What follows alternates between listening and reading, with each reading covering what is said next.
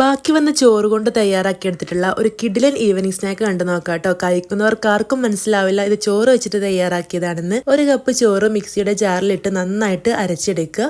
ഇതിലേക്ക് 2 table spoon റവ ചേർത്ത് കൊടുക്കാം. ഇനി 2 ടേബിൾ സ്പൂൺ അരിപ്പൊടി കൂടെ ചേർത്ത് കൈ വെച്ചിട്ട് നന്നായിട്ടൊന്ന് കുഴച്ചെടുക്കാം. ഇനി ഇതിലേക്ക് ഒരു സവോളയുടെ പകുതി, ഇഞ്ചി, എരിവിനാവശ്യമുള്ള പച്ചമുളക്, ഒരൽപ്പം കുരുമുളക് പൊടി, മല്ലിയിലയോ അതല്ലെങ്കിൽ കറിവേപ്പിലയോ ചേർത്ത് കൊടുക്കാം. പാകത്തിന് ഉപ്പും ചേർത്ത് നന്നായിട്ടൊന്ന് മിക്സ് ചെയ്ത് കുഴച്ചെടുക്കുക. നമ്മുടെ മാവ് ഒരു 10 മിനിറ്റ് ഒന്ന് റെസ്റ്റ് ചെയ്യാനായിട്ട് വെക്കാം കേട്ടോ. റവയൊക്കെ ഒന്ന് സോഫ്റ്റ് ആയിട്ട് വരാൻ വേണ്ടിയിട്ടാണ്. ഇനി ചൂടായ വെളിച്ചെണ്ണയിലേക്ക് ഇതുപോലെ വടയുടെ ഷേപ്പിലാക്കിയിട്ട് ഇട്ട് കൊടുക്കാം. കൈയൊന്ന് നനച്ചിട്ട് ഇതുപോലെ ബോളാക്കി എടുത്തിട്ട് ഇതുപോലെ പരത്തി കൊടുത്ത് തള്ളവിരൽ വെച്ചിട്ടൊന്ന് ഹോളിട്ട് കൊടുത്താൽ മതി. വളരെ എളുപ്പത്തിൽ തയ്യാറാക്കിയെടുക്കാൻ പറ്റിയതും നല്ല ടേസ്റ്റി ആയിട്ടുള്ളൊരു വടയാണ്. നന്നായിട്ട് മുരിപ്പിച്ചെടുക്കണം കേട്ടോ. നല്ല ടേസ്റ്റാണ്, പുറമേ ക്രിസ്പിയും ഉള്ളിൽ സോഫ്റ്റും ആണ് കേട്ടോ. വീഡിയോ ഇഷ്ടമായിട്ടുണ്ടെങ്കിൽ ലൈക്ക് ചെയ്യാനും ഷെയർ ചെയ്യാനും നിങ്ങളുടെ അഭിപ്രായം കമൻ്റ് ആയിട്ട് അറിയിക്കാനും മറക്കരുത്. ചാനൽ സബ്സ്ക്രൈബ് ചെയ്ത് സപ്പോർട്ട് ചെയ്യണം. താങ്ക്